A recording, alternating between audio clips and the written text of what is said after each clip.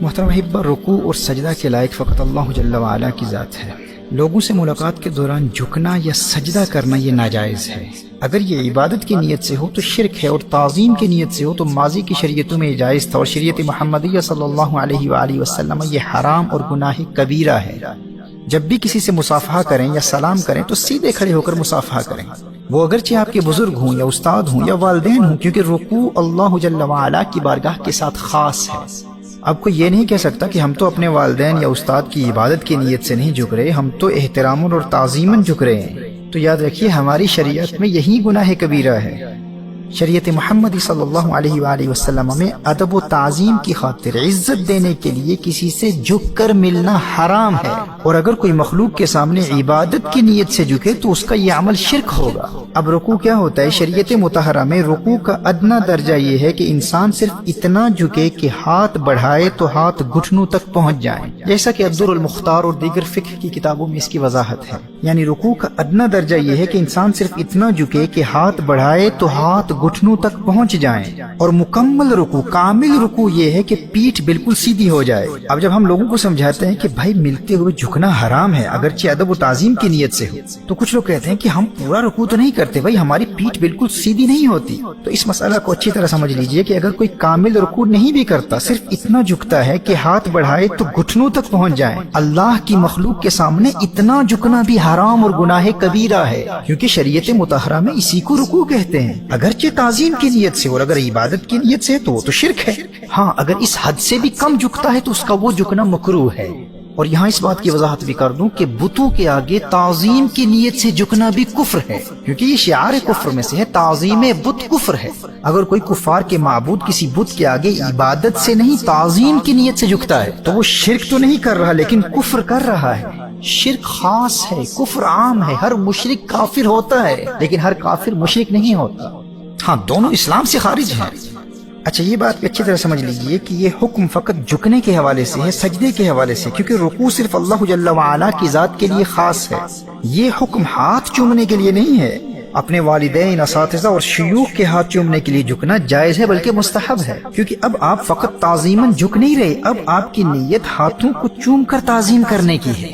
اور ہاتھوں کو چومنے کے لیے جھکنا یہ اللہ جل وعلا کے لیے خاص نہیں ہے بلکہ بارگاہ الہی میں یہ ممکن ہی نہیں ہے، کیونکہ اللہ جل وعلا جسم و جسمانیات سے پاک ہے۔ اللہ جل وعلا کا کوئی جسم نہیں ہے کہ اسے چومنا ممکن ہو، والعیاذ باللہ۔ اللہ کی ذات کو چومنے کا کوئی تصور بھی نہیں کر سکتا۔ تو اچھی طرح سمجھ لیجئے کہ سلام کرتے وقت یا مصافحہ کرتے وقت بلا ضرورت جھکنا اگر عبادت کی نیت سے ہو تو شرک ہے، اور اگر تعظیم کی نیت سے ہو تو حرام و گناہ کبیرہ ہے، کیونکہ جو عمل اللہ جل وعلا کی بارگاہ کے لیے خاص ہو غیر اللہ کے لیے، اللہ کی مخلوق کے لیے کسی صورت میں بھی جائز نہیں ہوتا۔ لیکن اگر کوئی ہاتھ چومنے کے لیے جھکے تو یہ عمل نہ حرام ہے نہ شرک ہے بلکہ جائز و مستحب ہے، کیونکہ مخلوق کے چومنے کے عمل کی نسبت اللہ جل وعلا کی ذات کے لیے ممکن ہی نہیں۔ تو جب اللہ جل وعلا کو چومنا ممکن ہی نہیں تو یہ عمل بارگاہ الہی کے لیے خاص کیسے ہو سکتا ہے؟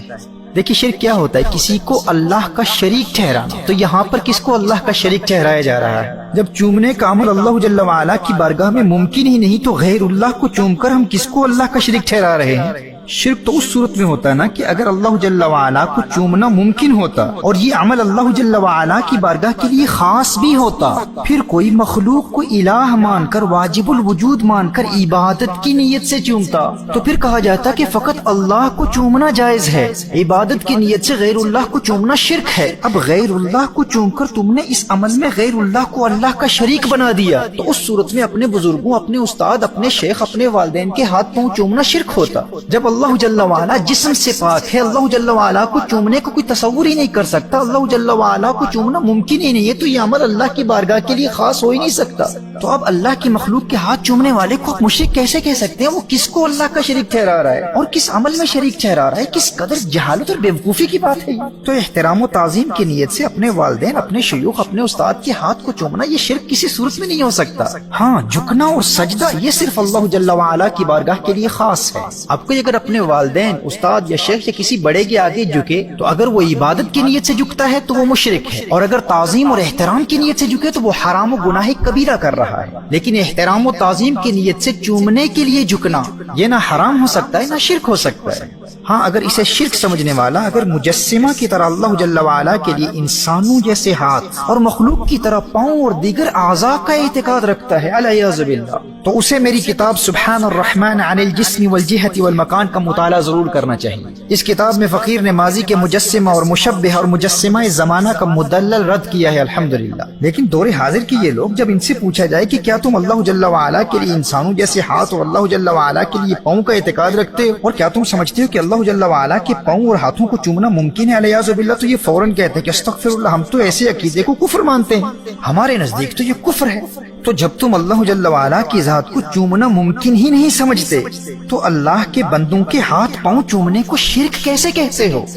چومنے والے نے کس کو کس طرح اللہ کا شریک ٹھہرایا ہے، کبھی تم نے اس کے بارے میں سوچا بھی ہے؟ تم اپنی جہالت کی بنیاد پر ایک مؤمن کو مشرک و کافر کہہ رہے ہو۔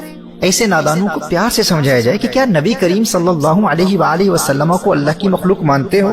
یقیناً مخلوق ہیں، تو اگر مخلوق کے ہاتھ پاؤں چومنا شرک ہوتا تو صحابہ کرام علیہم رضوان نبی کریم صلی اللہ علیہ وآلہ وسلم کے ہاتھوں اور پاؤں کو کیوں چومتے؟ اس حوالے سے متعدد صحیح احادیث پیش کی جا سکتی ہیں۔ امام ابو داؤد اپنی سنن میں، امام بخاری الادب المفرد میں، امام احمد بن حنبل اپنی مسند میں حضرت زار رضی اللہ تعالیٰ عنہ سے روایت نقل کرتے ہیں، قال لما قدمنا المدینة فجعلنا نتبادر من رواحلنا فنقبل يد رسول الله صلی اللہ علیہ وآلہ وسلم ورجلیہ۔ حضرت زار رضی اللہ تعالیٰ عنہ فرماتے ہیں کہ جب ہم مدینہ منورہ پہنچے تو تیزی سے اپنی سواریوں سے اتر کر رسول اللہ صلی اللہ علیہ وآلہ وسلم کے ہاتھ بھی چومنے لگے اور پاؤں بھی چومنے لگے۔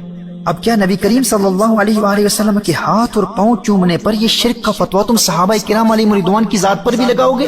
اور یہ نادان اپنی جہالت کی وجہ سے یہ بھی بھول جاتے ہیں کہ اگر کسی مسلم کو مشرک کہہ دیا تو یہ خود کافر ہو جائیں گے، جیسے کہ میں نے پہلے وضاحت کی کہ مشرک کافر ہوتا ہے۔ کسی بھی کلمہ گو مسلمان کے نظریات، اعتقادات اور اعمال کی حقیقت کو سمجھے بغیر بات بات پر مشرک کہہ دینا یہ تکفیر مسلمین ہے۔ تم مسلمانوں کو کافر کہہ رہے ہو، یہ اس قدر خطرناک ہے کہ آپ کو علم ہی نہیں ہوگا اور آپ خود کافر ہو چکے ہوں گے، دائرہ اسلام سے خارج ہو چکے ہوں گے۔ صحیح بخاری اور مسلم کی حدیث ہے، نبی کریم صلی اللہ تعالی علیہ وآلہ وسلم نے ارشاد فرمایا، اذا کفر الرجل اخاه فقد باء بها احدهما، جب ایک آدمی دوسرے کو کافر کہتا ہے تو دونوں میں سے ایک کافر ہو جاتا ہے۔ اور صحیح مسلم میں ہے، ان کان کما قال والا رجعت علیہ، جسے کافر کہا اگر وہ اس کا اہل ہے، مستحق ہے تو ٹھیک ہے، لیکن اگر وہ کافر نہیں ہے تو یہ کافر کہنے والا خود کافر ہو جائے گا۔ آپ تو اپنی جہالت کی وجہ سے، اپنی کم علمی اور بے وقوفی کی وجہ سے، یا کسی ہاتھ پاؤں چومنے والے کا تمسخر اڑانے کی خاطر یا دوستوں میں نمبر بنانے کی خاطر گپ شپ میں کہہ رہے ہوں گے کہ ارے یہ ہاتھ چومنے والے، یہ شرک کرنے والے ہیں، یہ مشرک ہے، فلاں تو ہے ہی مشرک، ان کا تو کام ہی یہی ہے۔ یاد رکھو، مشرک کافر ہوتا ہے، کافر۔ آپ اپنی جہالت کی بنیاد پر کسی مومن کو کافر کہہ رہے ہیں، آپ کو شاید علم ہی نہ ہو اور آپ اپنے ایمان کی دولت سے محروم ہو چکے ہوں۔ ایک مومن کو مشرک کہہ کر آپ خود کافر ہو چکے ہوں اور آپ کو اس بات کا علم ہی نہ ہو۔ اگر ماضی میں ایسا کیا ہے تو فوراً توبہ کر لیجئے، فوراً تجدید ایمان کر لیجئے، کلمہ طیبہ پڑھ لیجئے۔ اب یہ تو ایک ایکسٹریم ہے جنہیں اس بات کا اندازہ ہی نہیں ہوتا کہ کسی کو مشرک کہنا کس قدر خطرناک ہے۔ دوسری جانب وہ نادان لوگ ہیں جو ہاتھ چومنے کی نیت کے بغیر یا کسی اور ضرورت کے بغیر فقط ادب و تعظیم کے لیے جھک کر سلام کرتے ہیں، وہ بھی اس گناہ کبیرہ سے فوراً توبہ کر لیں، یا تو ہاتھ چومنے کے لیے جھکیں یا بالکل سیدھے کھڑے ہو کر سلام و مصافحہ کریں۔